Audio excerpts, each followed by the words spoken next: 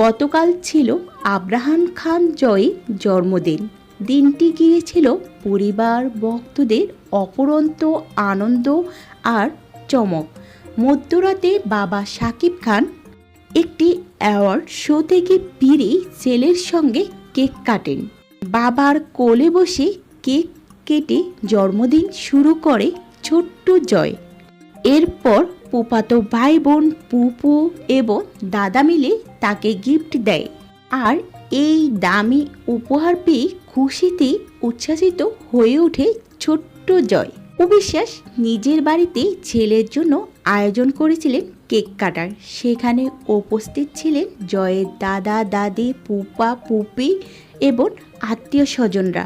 দিনভর বিভিন্ন জায়গা থেকে জন্মদিনের শুভেচ্ছা আসতেই থাকে জয়ের জন্য।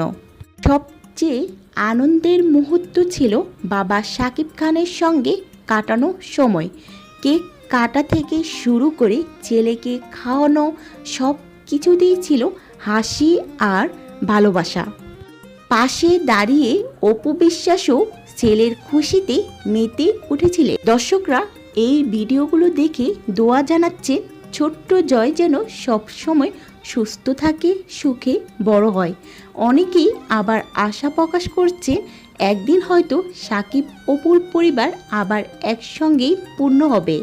তো ভিউয়ার্স, আপনাদের কেমন লাগলো এই ভিডিওটি দেখে অবশ্যই নিচে কমেন্টে জানাতে ভুলবেন না।